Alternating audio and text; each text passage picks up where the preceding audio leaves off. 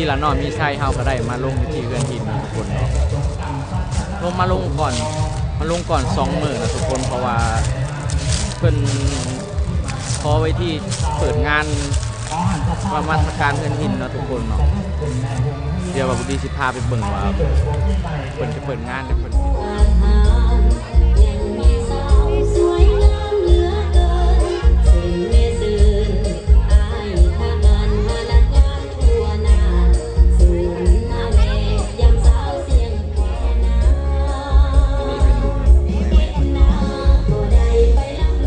เพราะว่าแม่น้ำของคือไหวไข่น้อยใหญ่พวกประมาณขอบเขตสร้างเนื้อหินแมนอยู่กลางของคุณอยู่เฮียนได้เนี่ยเพิ่นเห็นหินแก่งูส่วนพุ่นส่วนสันสาแดงเขียนหน้าของกว้างอยู่นาที่เด้อพี่น้องเด้อนะพอเขาเกิดมาใหญ่น้ำหลังจากลองเปิดอันนั้นป้อนเปิดงานนี่แหละแต่ว่าเห็นป้อนเปิดงานยังมีบางอันที่ได้บ่งบอกเนาะน้องชื่ออย่างคันใดลงสู่ประธานนะโดยอันนี้พวกเราเคยเห็นอยู่ผู้นี้เจ้าชื่ออย่างนะเคยเป็นเจ้าชื่ออย่างสัญลักษณ์ที่บ่งบอกว่าในสมัยที่พระเจ้าองค์ขลาดองค์มหา2ไอ้น้องได้นำผ้าสางเลือดหินก็ได้อาศัยห้วยไข่ก็คือน้ำของแห่งนี้เป็นสถานที่กินเนื้อค่อนข้างว่าจะพอจอจันกษัตริย์แล้วนะก่อนเปิดงานเนาะขอบคุณขอบใจเด้อทั้งแม่บ้านคุณเรืองทานเลขาในบ้านพ้นท่าด้วยความสามัคคีหักแพงปีนี้นำขบวนพร้อมจากทีมงานแม่บ้านพ้นท่ามาเปิดงานจะมีบุญเฉลิมฉลองภาษาเทียนหินปีนี้นะแต่เห็นว่าเป็นขบวนพวกปืนได้นำเอาทั้งทีมงานพี่น้องทั้งบ้านพ้นท่าเขามาร่วมการร่วมงานนะด้วยความเอกอ้างขนมใจ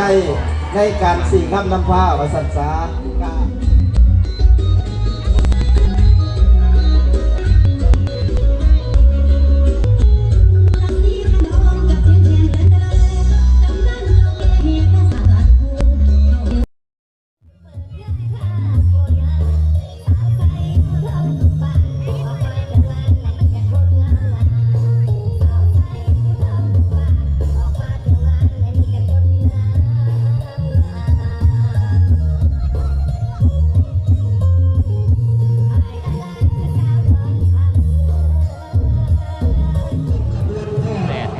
ที่ได้พบกับ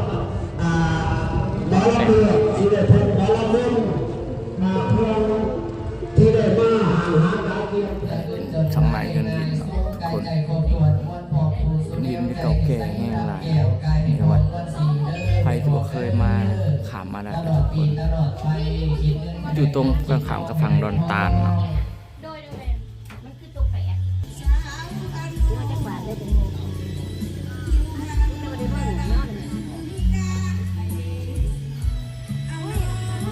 จะเป็นเนินหินกับทุกคน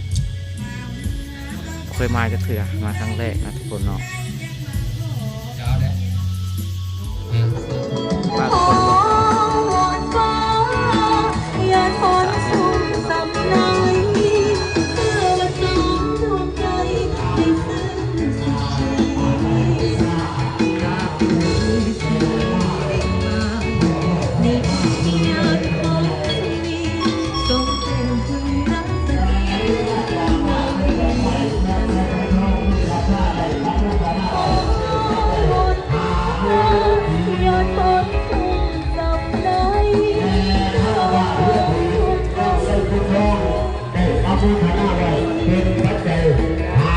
มีทุกคนเบื้องนี้จะเป็นทางหน้าเนาะ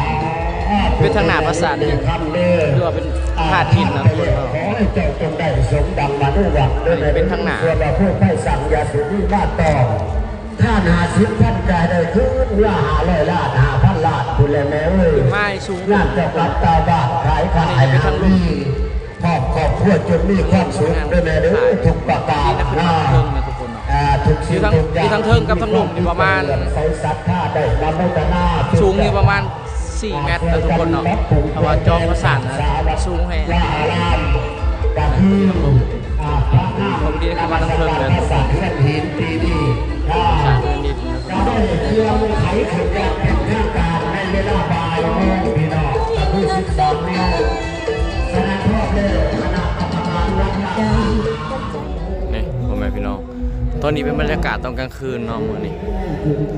อากาศร้อนล่ะพระบุรีพามาเลาะชมวัดเงินหินนะทุกคนเนาะคนยังมาโบราณเป็นไรเพราะมื้อนี้ครับวันที่11นะทุกคนถ้าเป็นมื้อที่12 13นี่คนสิมาหลายแน่เนาะอันนี้คนยังบ่ค่อยมาหลายปานใดเดี๋ยวที่อย่างไปถูกถ้าอ้อมไปฝั่งเมืองนั้นนะสิมีมอลำเรื่องนะทุกคนก็มีลำเรื่องนะ อาการที่5อาการที่5 มันจะเป็นบอลเสียงซีนะทุกคนเนาะหมอเสียงซีแล้วก็อุตสาหคันหมักเบ่ง ให้อ่านให้หรือว่าสมัยนี้อ่านผู้เดียว แล้วทุกคนอันนี้เป็นบอลผูกแขนนะทุกคนเนาะอันนี้เป็นแม่ขาวบอลคนทำผูกแขน คนอื่นว่า12เนาะ นี่เนาะทุกคนมันจะเป็นวงมอลำเรื่องเนาะถ้าขามมาฝั่งเมืองนี่มอลำเรื่องก็ยังหมดแล้วแต่ว่าคนมาเบิ่งไลน์ไงทุกคนคนมาถามเบิ่งมอลำเรื่องผู้เฒ่าผมหมักเบิ่งมอลำเรื่องเลยผู้ศาสตร์นอนช็อตแจ้งหอยพี่น้อง4 โมงเช้า5 โมงจึงเลิกมอลำเรื่องนะแต่อันนี้เพิ่นมาค่ำเนาะเพิ่นมาค่ำเลยมันเพิ่นตั้งวงมันเลยช้าเนาะอะไรเงี้ยคนมาผู้เฒ่าเพิ่นก็มาถามไลน์ไงทุกคน